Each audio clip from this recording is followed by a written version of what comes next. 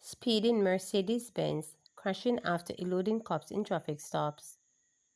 Police are reporting that the driver of a red Mercedes-Benz was arrested after he eluded cops twice during the traffic stops on the Williamsfield Highway and Winston Jones Highway near Mandeville before crashing into two vehicles, including a truck on Tuesday. There were no reports of serious injury. A policeman who identified himself as Constable Barrett, assigned to the Area 3 Highway Patrol, said about 12:30 p.m. police were conducting speed and spot check operation along the P.J. Patterson Highway Williamsfield leg when the red GLE Mercedes-Benz was signaled to stop. It was clocked at 162 km per hour in an 80 km zone, the policeman stated. The vehicle eluded us. We'll call for assistance.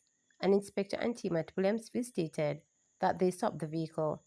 The driver stopped and he sped off later, resulting in collision along the Winston Jones Highway, added the policeman. A police source said the driver of the car identified himself as a car mart dealer. However, the police have expressed concern that it is difficult to trace cars with demonstration plates. We are imploring motorists when they are signaled to stop to adhere to the road signs, the corporal stated. We have an issue with the blue plate because once they refuse to stop, we have no way of knowing who these vehicles belong to, as they cannot be identified by our current system, added Barrett. Prime Minister offers $2 million reward for information on murder of teen girl. Prime Minister Dr. Andrew Holness has announced a $2 million reward for information that can aid in the investigation into the murder of 14-year-old Tyrone Thomas last month. The teen was among 3 people shot by gunmen along Hill Avenue off Olympic Way, St. Andrew on April 17. Tyrone, otherwise called TT, of Cinnamon Crescent, Kingston 11, died at hospital, while the 2 males were admitted. Police theorized that the incident was gang-related. Speaking at the commissioning of the Olympic Way Jamaica Air Control Center, Prime Minister warned that those responsible for the brutal act will be found. He said the reward is being offered for information leading to the arrest or conviction of those involved. He urged Jamaicans not to protest for alleged criminals. He said they should stand up and protest for victims like Tyrone instead. It could have been your daughter walk into the shop, but as I stand here today, we are going to find you. So we're going to put cameras on that road and several others, because somebody knows.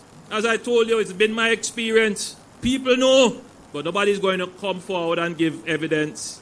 But we just need to know so we can piece things together. Somebody knows. So let me repeat, we will be giving $2 million, and I'm asking the Ministry of National Security to top that up so that there is a sizable sum so we can find those criminals who did that to that 14-year-old girl who is not here with us.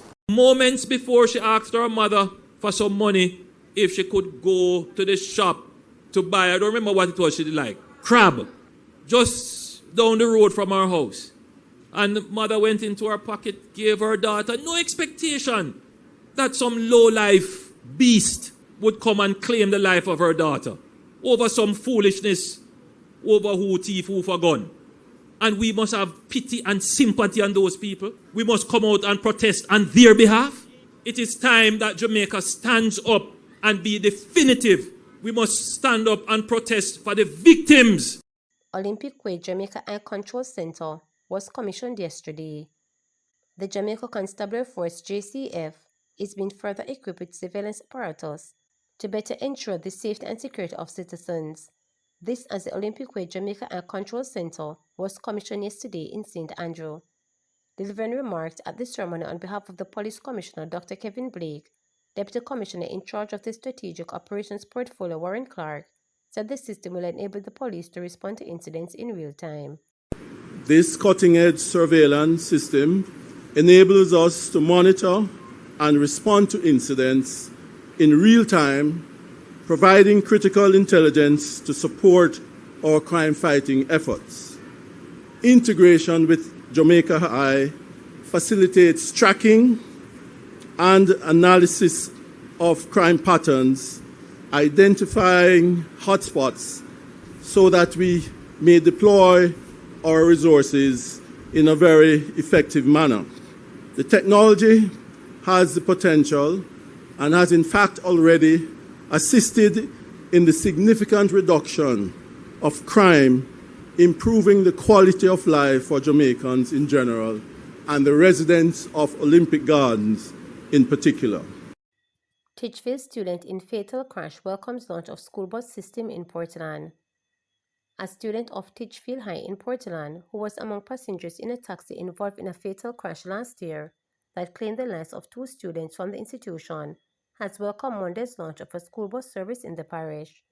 The service, which is a pilot program for a wider rural school bus system, will transport students of Titchfield and Port Antonio high schools. I am very relieved knowing that there is a safe transportation and will be able to come to school, Silvera told journalists at the launch. In May of last year, Silvera was among students in a taxi that collided with a parked truck on the Blueberry Hill Main Road in Buff Bay, Portland. All occupants of the vehicle received injuries and were taken to the Anota Bay Hospital, where 2 student passengers were pronounced dead. Richard Thompson, principal of Titchfield, stated that he was eagerly awaiting the bus system. I was so eagerly awaiting it, I came out with my VP to see firsthand our students coming off this bus, Thompson said. As principal, I would have lost a few students. I remember Panjo Justi in 2019 and then last year 2 of our students sadly passed in accidents. I'm hoping that this will bring significant change. He said this initiative represented safety, not just for Titchfield students, but for all the students in the parish. Member of Parliament for Portland Eastern Anne-Marie Valls said she was determined to ensure that a school bus system to provide safe transportation for students was introduced following a series of accidents in the parish. I want to say this vision was something that I had from the accidents that we have had in the parish where we lost 3 or 4 students, Anne-Marie Valls stated. Valls announced that she and her husband, MP for Portland Western and Transport Minister Darrell Valls, will donate a total of 4 buses to students in the parish. One that you're seeing now will go from Buff Bay into Port Antonio, the other one will come from Hector River into Port Antonio, and one will go to Buff Bay Valley, and the other in Rio Grande Valley, after which we will be receiving 7 government buses, so that across the entire parish our students will be safe. The vision, action, and the results of the vision are what we are seeing here today, she noted. She encouraged the students to take care of the buses and treat the buses as their own. I want to encourage our students to treat the bus as their own because the bus belongs to you. Take care of it. And one of the things I want was the bus to have Wi-Fi because the truth is some students' homes do not have Wi-Fi. So to and from school, they can be able to do homework, to do their research, Anne-Marie noted. She added, and most importantly, the parents of this child will be able to track her movements on the bus, so they will know when the bus leaves school and what time the bus will get to their drop-off spot. This is to ensure the safety of our students and the peace of mind for the parents. And I'm overjoyed today, and I want to say that I congratulate the government, seeing the impact of what this bus will do to our students in Portland and to be rolling out our national school bus service across the island. Transport Minister Darrell Valls noted that it will take some time for buses to integrate into the shift system and as a result, urged patience from parents and students. We realize that there are 2 campuses for the Port Antonio High and there are children that need to go to fellowship. So that's a good logistic exercise this morning because we now have to make tweaks to the schedule based on time, Darrell Valls noted. The good thing is that Port Antonio High starts at 7 a.m. and Titchfield starts at 8 a.m. So we'll be more able or easier for us to shift and later for the later shift. It's going to take time for other buses to get into the system, he continued. So the fact is that I'm asking for patience from the parents and the students because not everybody is going to be able to benefit from the single bus that we now have, but definitely for September morning and January morning, we will increase the buses and we'll go for the logistics. The most important thing for me today, as the principal said, is the safety. Meanwhile, was noted that the aim of the bus system is not to compete with the local transport system, but to provide a comfortable and safe means of transportation for students. I want to make it clear again that we are not competing against the public transportation system. As Minister, my mandate for my government is that we must find a solution for a safe, affordable rural school system. All of the transport operators have the opportunity to continue to participate because we'll never be able to transport all the children to school, the minister added. To subscribe, like, share, and click the notification bell for daily updates.